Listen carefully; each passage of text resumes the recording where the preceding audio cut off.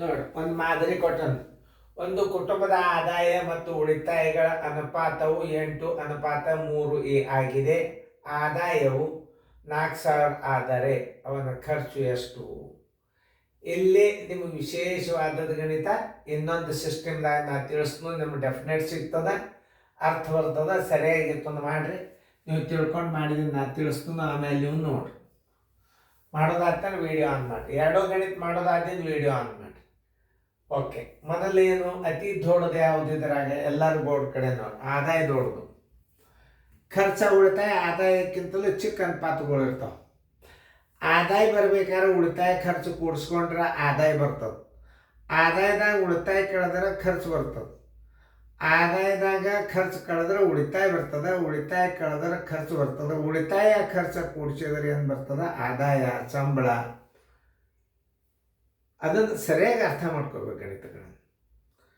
ಈಗ ನೋಡ್ರಿ, ನಮ್ಮದ ಒಂದು ತಿಂಗಳ ಕುಟುಂಬದ ಎಲ್ಲದರೊಳಗೆ ಮೊದಲೇನು ಆದಾಯದ ಅನುಪಾತ ಎಷ್ಟದ ನೀವು ತಗೋರಿ. ಆದಾಯದ ಅನುಪಾತ ಬರೋಬರಿ 8. ಆದಾಯದ ಅನುಪಾತ 8. ಇದೇನದು ನೋಡ್ರಿ, ಉಳಿತಾಯದ ಅನುಪಾತ. ಉಳಿತಾಯದ ಅನುಪಾತ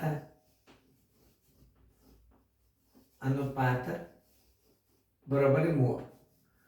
ನೋಡಿ, ಆದಾಯದಲ್ಲಿ ಉಳಿತಾಯ ಕಳೆದ್ರೆ ಏನು ಬರ್ತದೆ? ಖರ್ಚು ಬರ್ತದೆ. ಏನು?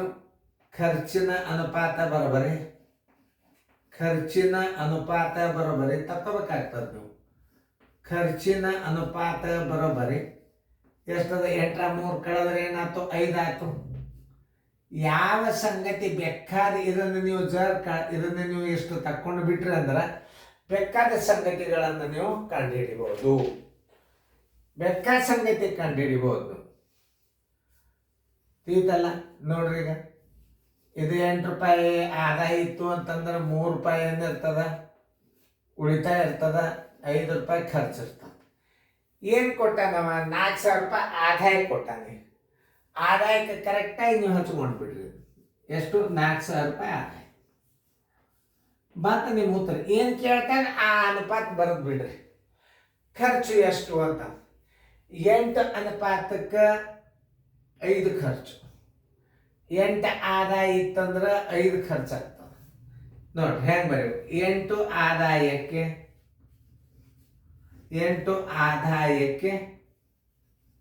ಎಷ್ಟು ಖರ್ಚು ಇರ್ತದ? 5 ಖರ್ಚು. 4,000 ಆದಾಯಕ್ಕೆ ಎಷ್ಟು ಖರ್ಚು ಇರ್ತದ? 4,000 ಗುಂಡ್ಲೆ 5 ಸರಾಸರಿ 8. 8 ಒಂದಲೇ 8 ಐದಲೇ 2 0. 5 5 25. 2 0. ಆನ್ಸರ್ ಇಸ್ ಈಕ್ವಲ್ ಟು 2,500 ಖರ್ಚು.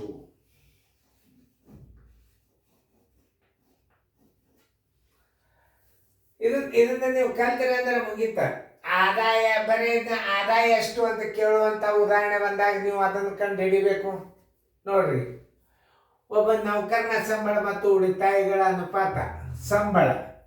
ಸಂಬಳದ ಆದಾಯ, ಸಂಬಳದ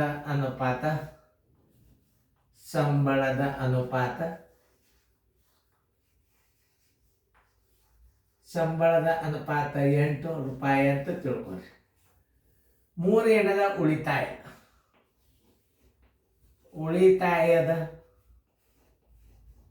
ಉಳಿತಾಯದ ಅನುಪಾತ ಬರೋಬರಿ ಎಷ್ಟು? 3 ರೂಪಾಯಿ. ಖರ್ಚಿನ ಅನುಪಾತ ತಕ್ಕೋಬೇಕು ನೀವು. ಖರ್ಚು ಅನುಪಾತ ಬರೋಬರಿ, ಖರ್ಚುದ ಅನುಪಾತ ಬರೋಬರಿ 8 3 ಕಳೆಯಿರಿ 5 ರೂಪಾಯಿ. ಯಾವಾಗಲೂ ಆದಾಯಕ್ಕೆ ಸಮಯನು ಖರ್ಚು ಮತ್ತು ಉಳಿತಾಯ ಎರಡು ಕೂಡಿಸಿದ್ರೆ ಆದಾಯ ಬರ್ತದೆ. ಏನು ಕೊಟ್ಟಾನವ? ಆದಾಯ 12,000 ಕೊಟ್ಟ.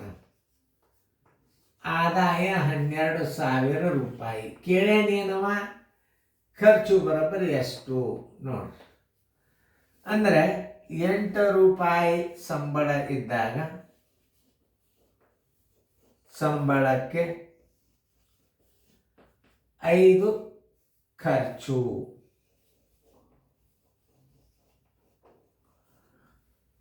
12,000 ರೂಪಾಯಿ ಸಂಬಳಕ್ಕೆ ಬರೋಬ್ಬರಿ ಎಷ್ಟು ಖರ್ಚು? 12,000 ಗುಂಡ್ಲೆ 5 ಸರ್ವಾಸ್ ಬಾಗಲೆ 8. 8 ಒಂದಲೆ 4 ಉಳಿತು. 8 ಐದಲೆ 2 0. 15 ಐದಲೆ 75. ಮುಂದೆ 2 0. ಆದ್ದರಿಂದ ಖರ್ಚು ಬರೋಬ್ಬರಿ 7,500 ರೂಪಾಯಿ. ನೋಡ್ರಿ ಅನುಪಾತ ಲೆಕ್ಕಗಳು ಹೆಂಗಿರ್ತಾವ ಚೆಂದಂಗೆ. ನಾಳೆ ಕ್ವಶನ್ ಪೇಪರ್ ಮತ್ತೆ ಬೇರೆ ಬರ್ತಾವ ಅನುಪಾತಗಳು. ಇವು ಬೇಸಿಕ್ ಅನುಪಾತ ಇವು ನಿಮಗೆ. ಆಮೇಲೆ ಕ್ವಶನ್ ಪೇಪರ್ದಾಗೆಲ್ಲ ಕ್ವಿಸ್ಟ್ ಮ್ಯಾಥಮೆಟಿಕ್ಸ್ ಬರ್ತಾವ, ಅನುಪಾತಗಳು ಕ್ವಿಸ್ಟ್ ಬರ್ತಾವ. ಅವತ್ತನ್ನು ಹೆಂಗೆ ಮಾಡ್ಬೇಕು ಅನ್ನೋದು ನಾವು ಆಮೇಲೆ ತೋರಿಸ್ತೀವಿ. ಈಗ ನಿಮಗೆ ಬೇಸಿಕ್ ಅಭ್ಯಾಸ ಕೊಡ್ಲಿಕ್ಕೆ ಲಕ್ಷ್ಯ ನೋಡ್ರಿ, ಚೆನ್ನಾಗಿ ಮುಂದಿನ ಒಂದು ಗಣಿತ ಬಿಡಿಸರಿ ಮುಗೀತು.